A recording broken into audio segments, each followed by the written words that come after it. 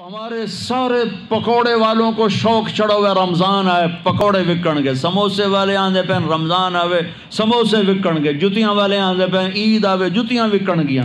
وہ کسی کو یہ شوق ہی نہیں کہ بخشش ہوگی، اللہ راضی ہوگا، جنت ملے گی، اللہ کی محبت میں بھوک لگے گی، اللہ کے عشق میں پیاس لگے گی۔ وہ بھوک اور پیاس کی جو تڑپ اور کسک ہے، پھر ہم ہاتھ اٹھا کے اللہ سے مانگیں گے، ہم کہیں گے یا اللہ، تو عرش کے دروازوں تک میری پکار جائے گی، ساتوں آسمان میری پکار سے گونج اٹھیں گے۔ مجھے یقین ہے کہ میرا اللہ کہتا ہے، میرا نبی فرماتے ہیں کہ اللہ رمضان میں سارے آسمان کے فرشتوں سے فرماتا ہے روزے رکھنے والوں کی دعا پر آمین کہو۔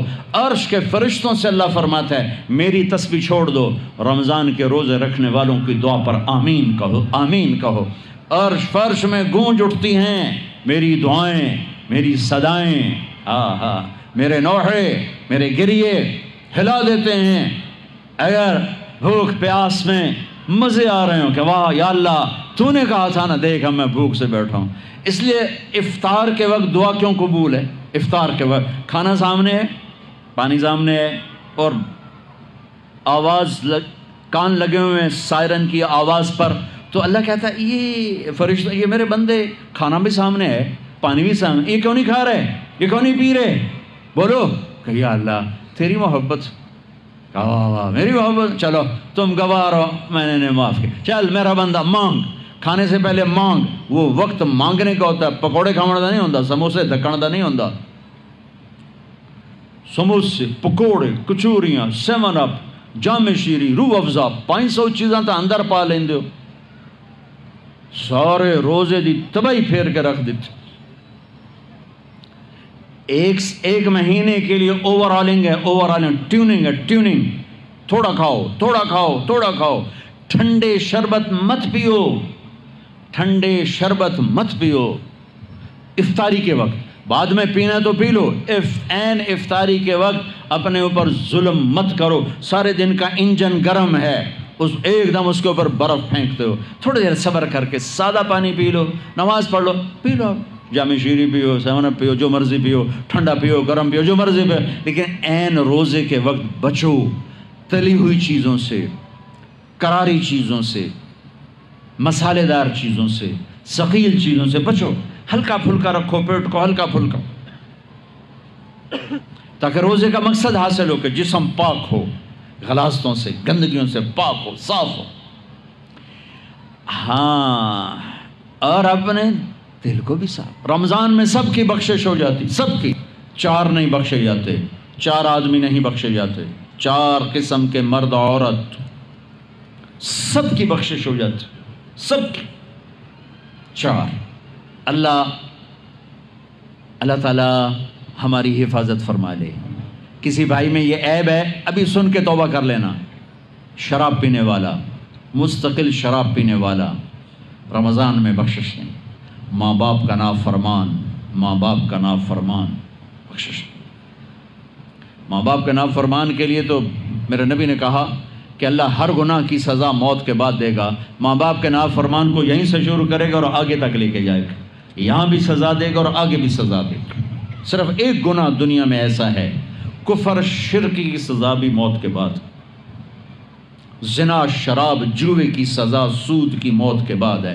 ایک گناہ ماں باپ کی دل آزاری، دل دکھانا، اللہ یہاں سے یہ سزا شروع کرتا ہے اور آخر تک پہ چلاتا ہے اس کو۔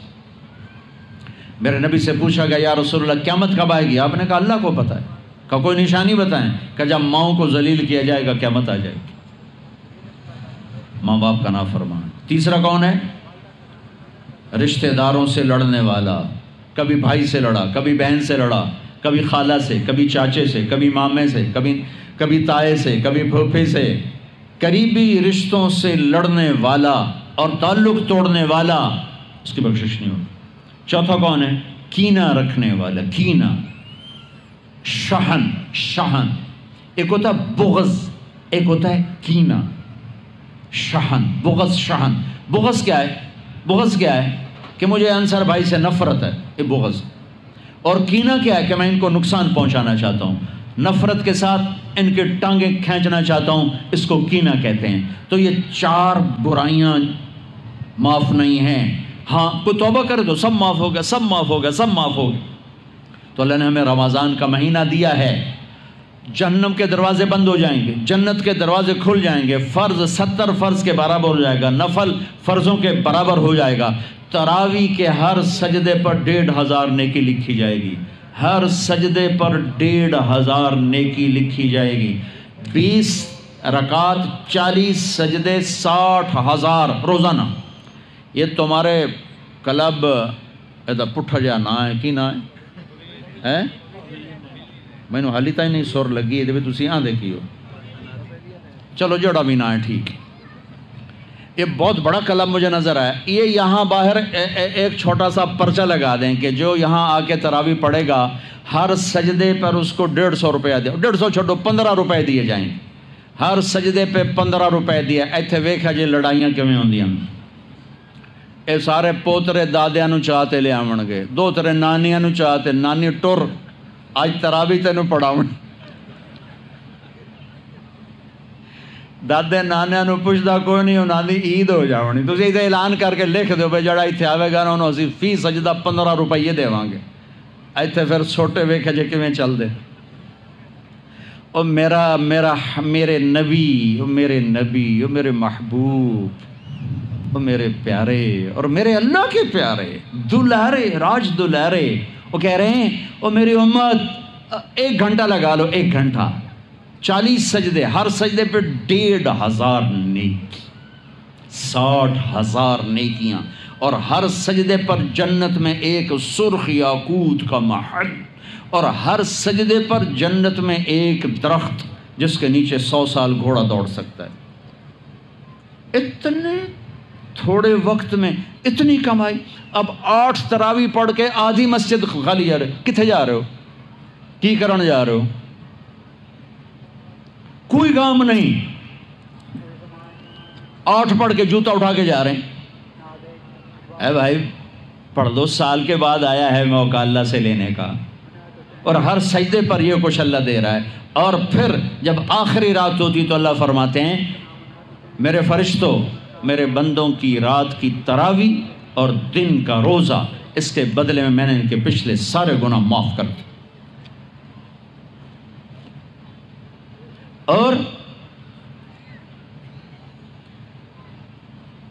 آسمان پہ ایک فرشتہ اعلان کرتا ہے یا باغ الخیر ابشر و اقبل، اے بھلائی کے چاہنے والے آگے بڑھ خوشخبری ہو، اور اے برائی کے کرنے والے بس کر اور واپس ہو۔ اور اللہ کا عرش مستقل پہلے آسمان پہ آ جاتا ہے، عرفات کے دن صرف عرفہ کے دن پہلے آسمان پر، لیکن رمضان میں پورا رمضان عرش پہلے آسمان پر۔ اور میرے اللہ کا اعلان ہے، کوئی بخشش چاہنے والا ہے، کوئی توبہ کرنے والا ہے، کوئی رزق لینے والا ہے، کوئی سوال کرنے والا ہے، کوئی دنیا اور آخرت کی حاجت لینے والا ہے، کوئی مانگنے والا۔ ہر وقت اللہ کی طرف سے اعلان ہوتا ہے اس مہینے کو بناؤ، دنیا کماؤ، حلال کمانا۔ کوئی میں تو ویسے مذاقن کہہ رہا ہوں، ہر ایک دنیا کمانا کوئی منع تھوڑا ہی، حلال کمانا کوئی منع تھوڑا ہی ہے، لیکن ایسی کمائی میں نہ لگو کہ روزے پہ زد پڑے، تراویح پہ زد پڑے، تلاوت پہ زد پڑے۔ میرے نبی پاک صلی اللہ تعالی علیہ وسلم رمضان میں قرآن کی تلاوت بڑھا دیتے تھے۔ قرآن رمضان کا سب سے بڑا وظیفہ، جی کوئی وظیفہ دسو، کوئی وظیفہ دسو، لوگ پوچھتے ہیں جی رمضان کا کوئی خاص وظیفہ بتا رہا ہوں۔ رمضان کا خاص وظیفہ قرآن کی تلاوت، رمضان کا خاص وظیفہ قرآن کی تلاوت، قرآن کی تلاوت، قرآن کی تلاوت۔ جتنا پڑھ سکتے ہو پڑھتے جاؤ، پڑھتے جاؤ، پڑھتے جاؤ، پڑھتے جاؤ۔ میرا ایک ساتھی ہے مولوی ثناء اللہ، وہ ایک دن میں پورا قرآن ختم کرتا ہے، ایک دن میں پورا قرآن، ایک دن میں پورا قرآن، پورے رمضان میں 30 قرآن ختم کر دیتے۔ سوائے اس کے بیمار ہو جائے تو کوئی بیمار ہو جائے تو 10 پارے، ورنہ پورا قرآن رمضان، قرآن پورا قرآن۔ تو چلو ہم پورا قرآن نہیں پڑھتے، کچھ تو پڑھو، سارے سال نہیں پڑھا، کچھ تو پڑھو۔ رمضان کا وظیفہ قرآن کی تلاوت، رمضان کی تسبیح قرآن کی تلاوت، رمضان کی خدمت، روزے افطار کرواؤ، سحری کھلاؤ، افطاری کراؤ، غریبوں کو مدد کرو، زکوٰۃ دو، اپنے مزدوروں سے کام تھوڑا لو، گھر کے نوکروں سے کام تھوڑا لو، اور رمضان کی سب سے بڑی بات، آپس میں بغض سے دل صاف کرو. لڑے ہوئے ہو رمضان آنے سے پہلے جیسے لوگ حج پر جانے سے پہلے نہیں فون کرتے ہیں، صلح کرتے ہیں، اتنا ہی ضروری ہے. رمضان سے پہلے میں دل صاف کر لوں، میں معاف کر دوں، میں معافی مانگ لوں. زیادتی کی ہے تو معافی مانگ لوں، کوئی معافی مانگنے آیا تو معاف کر دوں. میرا دل صاف ہو، کسی سے بغض نہ ہو، کسی سے کینہ نہ ہو، کسی کا حسد نہ ہو، کسی سے رنجش نہ ہو. دل صاف کرو. صاف دل اللہ کا عرش بن جاتا ہے، اللہ کا عرش بن جاتا ہے، اللہ کا عرش بن